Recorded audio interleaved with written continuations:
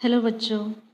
तो जैसे आप जानते ही हो कि जूलिया पार्ट जो है वो हमने शुरू कर दिया था और ये इस पार्ट का दूसरा सेशन है। अब पहले सेशन के बारे में थोड़ा सा जानते हैं। पहले सेशन में हमने देखा जूलिया के स्वभाव के बारे में, वो जूलिया कैसी थी और वो हर किसी गलत बात का विरोध नहीं करती थी। ऐसी बहुत सीधी सादी जूलिया थी। और दूसरा गृहस्वामी के बारे में देखा। गृहस्वामी हर एक बात का हिसाब देते हुए उसकी तनख्वाह में से एक एक रूबल काट रहे थे। बच्चों, एक बात ज़रूर बताना चाहूँगी कि ये जो दुनिया है, ये संसार, इस संसार में 3 तरह के लोग होते हैं। एक जो है गलत करने वाले, गृहस्वामी की तरह। दूसरे लोग हैं गलत सहने वाले, जूलिया की तरह।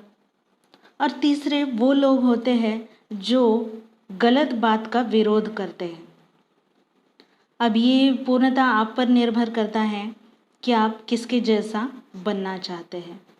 तो चलिए जूलिया के इस पार्ट को हम कंटिन्यू करते हैं और उसके आगे का भाग देखते हैं। देखिए, लास्ट सेशन में हमने यहाँ तक देखा था कि गृहस्वामी उससे हिसाब बता रहे थे जूलिया को और जूलिया लगभग रोने ही वाली थी। देखते हैं आगे गृहस्वामी क्या कहते हैं। हाँ ठीक है, अब देखो भाई, तुम्हारा काम बच्चों को पढ़ाना और उनकी देखभाल करना है। तुम्हें इसी के तो पैसे मिलते हैं।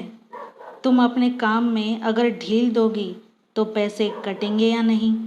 अब गृहस्वामी के अनुसार गवर्नेंस का काम ही होता है बच्चों को पढ़ाना और उनकी देखभाल करना, और उसी के तो पैसे दिए जाते हैं। और गृहस्वामी का यह भी मानना है कि जूलिया अपने काम में ढील देगी तो उसे ये नुकसान उठाना ही पड़ेगा।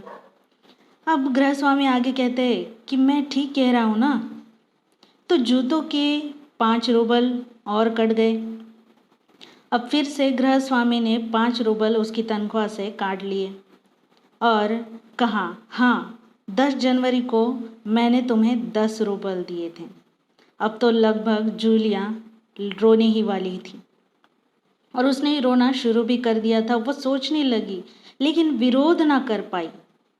विरोध करना चाहती थी लेकिन कर नहीं पा रही थी। जूलिया लगभग रोते हुए कहती है, जी नहीं मालिक, आपने कुछ नहीं।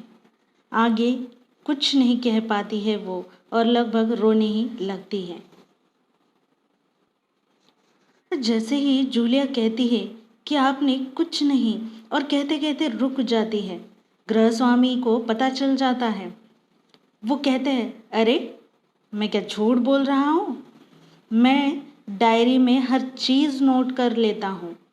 तुम्हें यकीन ना हो तो दिखाओ डायरी। अब जैसे डायरी दिखाने की बात आती है, वो डायरी के पन्ने यूं ही उलट पुलट करते हैं और उसे दिखाने की कोशिश करते हैं।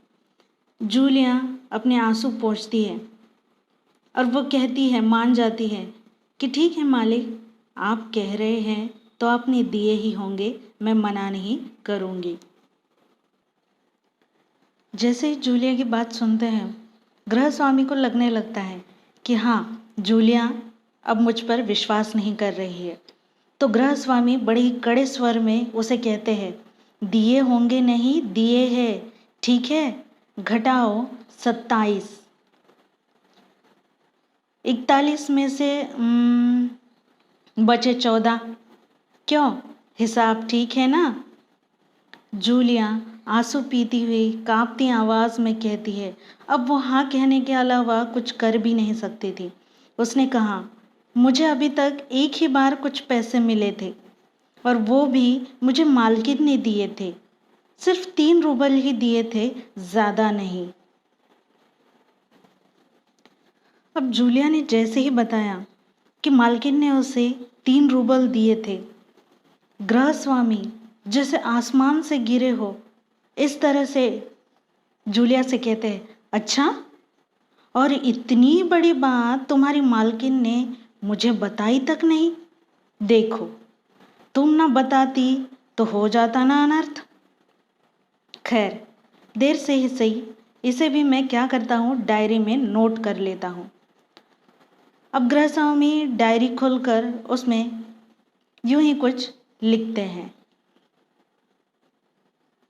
गृहस्वामी अब आगे कहते हैं, हाँ तो 14 रूबल बचे थे, अब उसमें से 3 और घटा दो जो मालकिन ने तुम्हें दिए थे, तो बचते हैं कितने, 11 रूबल, ठीक है ना। अब वही 11 रूबल गृहस्वामी देते हुए जूलिया से कहते हैं, संभाल लो, गिन लो, ठीक है ना।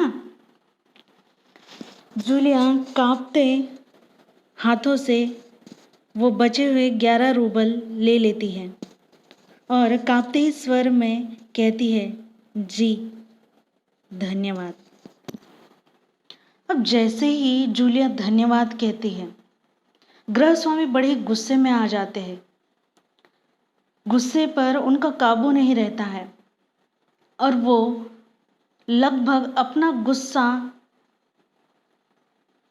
ना संभालने की वजह से ऊंचे स्वर में लगभग चिल्लाते हुए कहते हैं, तुम मुझे धन्यवाद दे रही हो जूलिया, जबकि तुम अच्छी तरह जानती हो कि मैंने तुम्हें ठग लिया है, तुम्हें धोखा दिया है जूलिया, धोखा, तुम्हारे पैसे हड़प लिए हैं और तुम इसके बावजूद मुझे धन्यवाद दे रही हो। गुस्से में गृहस्वामी की आवाज़ कांपने लगती है, थरथराने लगती है। जूलिया ये सारी बातें सुनती है, सहम जाती है, डर जाती है और बस इतना ही कह पाती है कि जी हाँ मालिक। गृहस्वामी जैसे जी हाँ मालिक कहा, गृहस्वामी का गुस्सा और बढ़ जाता है और गुस्से में मानो वो तुतलाने लगते हैं और कहते हैं, जी हाँ मालिक, जी हाँ मालिक, क्यों जी हाँ मालिक।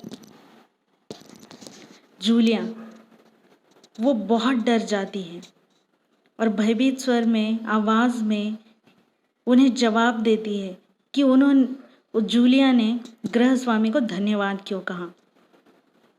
जूलिया कहती है, क्योंकि इससे पहले मैं जहाँ जहाँ भी काम करती थी या जहाँ जहाँ पर भी मैंने काम किया है, उन लोगों ने तो मुझे एक पैसा तक नहीं दिया है।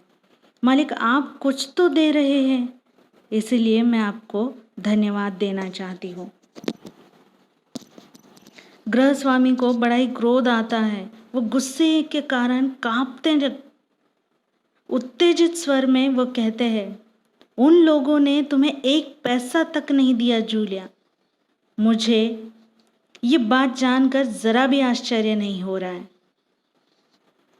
जूलिया मुझे इस बात के लिए माफ़ कर देना कि मैंने तुम्हारे साथ एक छोटा सा क्रूर मजाक किया, पर मैं तुम्हें सबक सिखाना चाहता था। यहाँ पर देखिए, जैसा भी गृहस्वामी का जूलिया के साथ जो व्यवहार था, अब तक हमने देखा कि गृहस्वामी उसके साथ गलत कर रहे थे और उसके तनख्वाह में से रूबल काटते जा रहे थे, लेकिन उनका जो असली उद्देश्य था, उस उद्देश्य के बारे में अब यहाँ पर हमें पता चलता है कि वो बस जूलिया को सबक सिखाना चाहते थे। अब वो भी कैसा सबक, चलिए देखते हैं।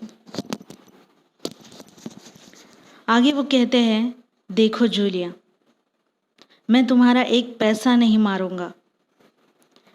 और जेब से निकाल कर गृहस्वामी कहते हैं, ये लो तुम्हारे 80 रूबल, मैं अभी इन्हें तुम्हें दे दूंगा, लेकिन इससे पहले मैं तुमसे कुछ पूछना चाहूँगा जूलिया। जूलिया, क्या यह ज़रूरी है कि इंसान भला कहलाने के लिए इतना दब्बू, भीरू और बोधा बन जाए कि उसके साथ जो अन्याय हो रहा है उसका विरोध तक न करे? अब यहाँ पर देखिए, दब्बू, भीरू और बोधा का मतलब क्या है। दब्बू यानी दब्बू और भीरू दोनों एक ही है, डरपोक। बोधा यानी मूर्ख, या सुस्त जो विरोध ना करना या ना कर पाता हो। आगे देखते हैं।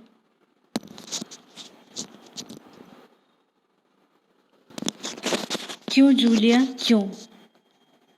जो अन्याय हम पर हो रहा है उसका क्यों विरोध ना करे?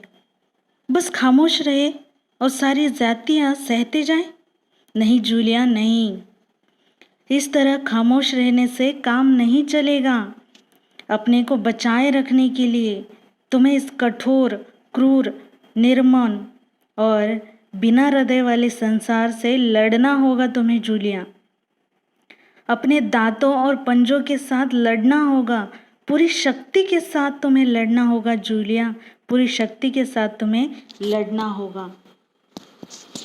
मत भूलो जूलिया, ये जो संसार है ना, इस संसार में दब्बू और बिना रीढ़ वाले लोगों के लिए कोई स्थान नहीं है, कोई स्थान नहीं है।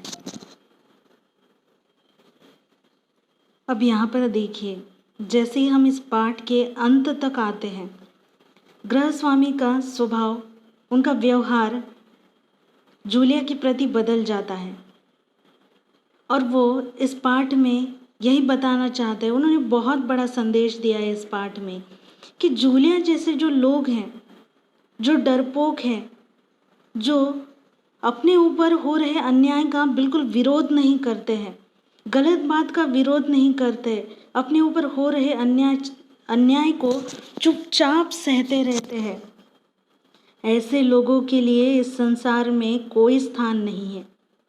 अगर उन्हें लड़ना है, अगर उन्हें जीना है, तो उन्हें अपने ऊपर हो रहे अन्याय का विरोध करना होगा और तभी वो इस निर्दयी संसार में जी सकते हैं। जूलिया को अगर जीना है या जूलिया के जैसे हजारों लोगों को अगर जीना है तो उन्हें अन्याय का विरोध करना ही होगा, गलत बात का विरोध करना ही होगा। और यहाँ पर लेखक यही बात हमें यहाँ पर समझाना चाहते हैं। जैसे मैंने कहा कि विरोध करने वाले अपना जीवन खुशी से बिताते हैं और जूलिया जैसे लोग अपने जीवन को बस परेशानियों से भर देते हैं। तो चलिए, यहाँ आज तो इतना ही था। आशा करती हूँ कि आपने भी इन सारे पात्रों से कुछ न कुछ ज़रूर सीखा होगा और आप उनकी तरह बनने की पूरी कोशिश करोगे। इस पाठ में जो भी संदेश दिया है उस संदेश को ज़रूर अपने जीवन में लाओगे। आज के लिए इतना ही। धन्यवाद।